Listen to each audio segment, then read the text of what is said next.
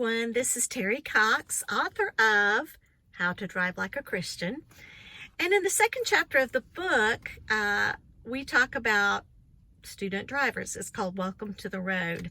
So that's going to be my topic today. Some of the challenges or frustrations that you're going to face when you're a student driver, a new driver.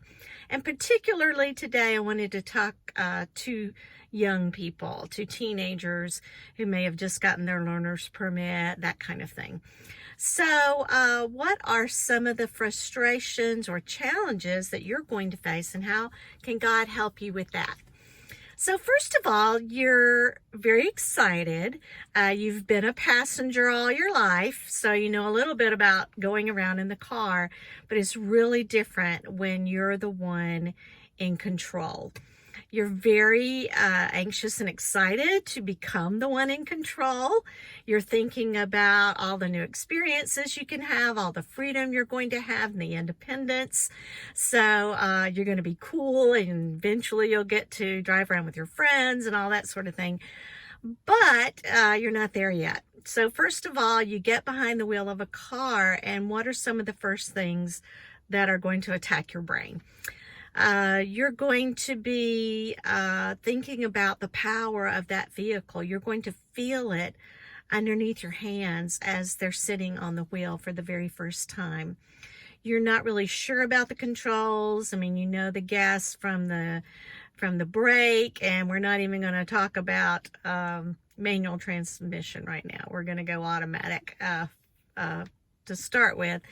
But, you know, all of those things are subtle, and you're not really sure how difficult they're going to be. You've got all the rules to think about. And frankly, one of the biggest issues is going to be that person who's going to be with you in the car.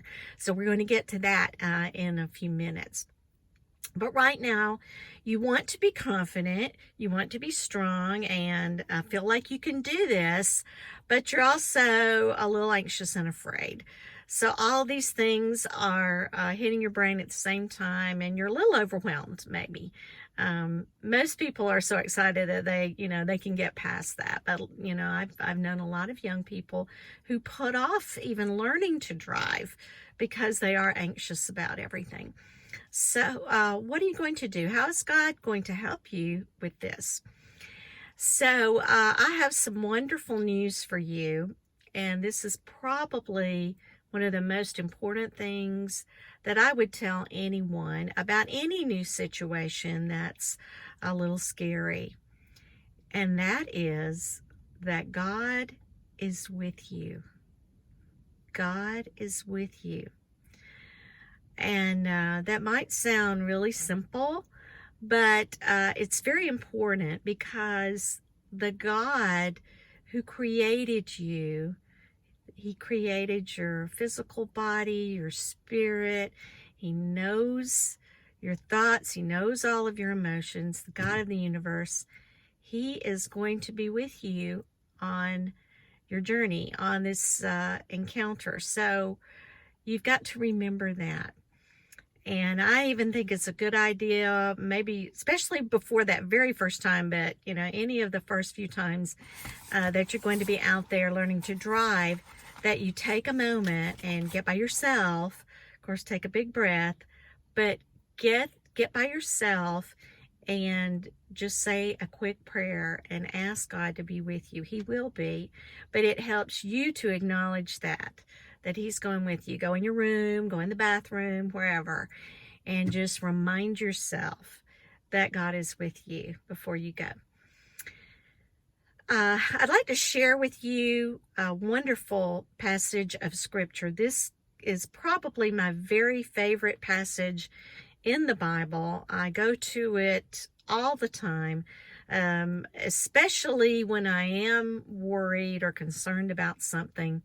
And it talks about how God is with you and how He's going to help you through anything and everything. And this is Psalm 139, written by David. Who knows what he had been going through or what he was about to go through when he wrote this, but I want to share some of it with you.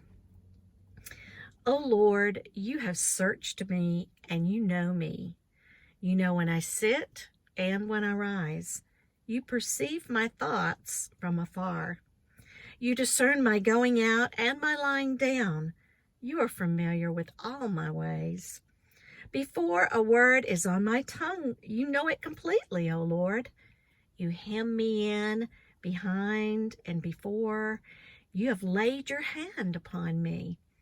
Such knowledge is too wonderful for me, too lofty for me to attain. Where can I go from your spirit? Where can I flee from your presence? If I go up to the heavens, you are there. If I make my bed in the depths, you are there. If I rise on the wings of the dawn, if I settle on the far side of the sea, even there your hand will guide me. Your right hand will hold me fast. If I say, surely the darkness will hide me, and the light become night around me.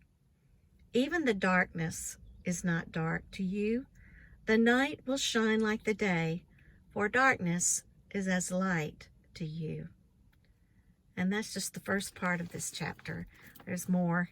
I encourage you to read it and to think about that. So God is with you. He knows your thoughts from afar. Even before there's a word on your tongue, he knows what it's going to be. He knows how you're going to feel. Now, we know that they didn't have cars back then, back in the Bible days, but they had a lot of situations that were new situations just like this. And young people or even older people were going to face challenging things for the very first time. So he knows what it's like. He knows how you feel. And he's going to have your back. He's going to be there with you. So that's the most important thing that you can know about driving. So what are some of the other things that are going to be on your mind? Well, one of the other things, and I've talked to quite a few young people and their instructors, and they said one of the things that concerns this new driver is their relationship with the person who's over there instructing them. That can get very tense. Most of the time, it's going to be a parent, your mom, your dad. It could be a grandparent or an older sibling. But you're trying to be confident and show them that you got this, you kind of know what you're doing, but you really know that you don't know. And it's really hard to admit that. And they're over there, and believe me, they're going through some stress as well. That person who's going to be instructing you most of the time is not real excited about the prospect of doing that. They're a little afraid. They're afraid of giving over the control to you. Not that they don't believe in you and think that you can handle it, but they know that you haven't handled it before. You're new at it. It's really hard to give over something like a car with all that power, with all of the potential dangers involved, and all the other people that you're going to encounter on the road that maybe you don't trust as much. They're going to, be giving all that over to you. It's hard enough to do it on your own and get it right. So they're going through some stressful things too. They want to give you instruction that's going to help you. And they don't want to intimidate you or make you angry, but they want to get the job done. They want to protect you. So there's a lot of stress on their part, a lot of stress on your part. So here we go. We're getting started. We're getting buckled up, get out on the road. And so now what's going to be going on? You have other drivers coming and going. Now that you're in the driver's seat, you see that it's not as easy as it looked keeping the car in the middle of the lane. Something as simple as that. You might veer over towards the center line too much, or you can get over there and you see this other car coming and you're like, oh no, and you might head towards the ditch too much. You got to keep it in the middle. And then you've got to get the feel of the power of the gas. How much gas do you give it? Are you herky-jerky? Or are you trying, is it going smoothly? When you do brake, you're coming up to the intersection, the amount of pressure on the gas, on the brake pedal. Are you going to hit it hard? Or, when you go around a curve, how do you manage that? Are you going too much? Are you giving it too much? Do you need to tap the brakes? Whatever. All of these things are going on. And over there on the other side is that parent who's, calling out things to you. So much going on, so much going on. And you might even just want to stop. Just stop and give me a breath. But you can't stop. Stopping is one of the things you really don't need to do in the middle of the road. When I was taking a driver's education back in the Stone Age, I had a wonderful driver instructor, and one of the little things he would always say is one of the most dangerous cars on the road is the stopped car. Don't just stop because the people around you don't know what you're doing. They might run into you or whatever. So you can't even do that. There's so many things that you're having to deal with all at the same time. So, you might actually end up raising your voice to your instructor over there, who happens to be your parent. They might be raising their voice to you, or sounding like they don't believe in you, or they don't have faith in you, or whatever. And they may have said the same thing over and over, or you feel like they've said it already, they've said it again, and you want to look over there and said, quit saying that. Quit telling me what to do. You've already said that 5 times. And then they're going to say, I know, but you're not doing it. So, this raised voice situation is going on. You're trying to be respectful to your parent. They're not getting that from you. You're not getting from them the love and support that you wished that you could have, or that confidence booster. So it's, it may not seem like it's going very well. So I recommend the first few times need to be in a place where there's not a lot of traffic. A parking lot that's empty is a good place, or out in the country somewhere.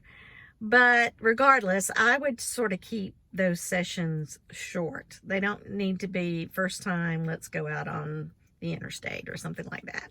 So keep the first session short, because you're going to want to go home and get out of the car and just breathe a little bit, take a breather pretty soon. So keep it nice and short.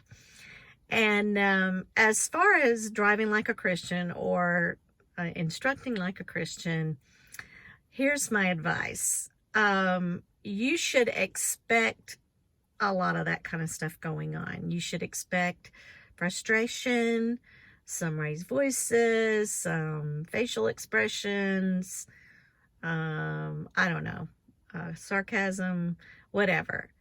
It may not be driving like a Christian, but it's driving like a human being. It's going to happen. It's normal. So the best advice I can give would be, when it's over, get out, give yourself a minute. Remember that you've got to be forgiving.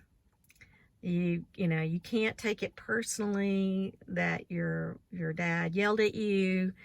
Dad, you can't take it personally that they, gave you attitude. That's what's going to happen. That's normal. So you got to be willing to admit that this is what's going to happen. You've got to be forgiving, and then maybe later on when you're, having a snack or in a less stressful situation, you can go over some of the main points of things that, you're going to be focusing on next time, or give the young driver, a chance to ask you some questions when you're not right in the middle of the situation. So that's my best advice on that. So, good luck to you. God bless you if you're in that situation. You're a new driver, you're a driving instructor. It's all good, and it's important. It's very important. So number 1, remember God is with you, Psalm 139. And don't forget my other favorite scripture, which is John 16:33. In this world, You will have trouble, but take heart. I have overcome the world. See you next time.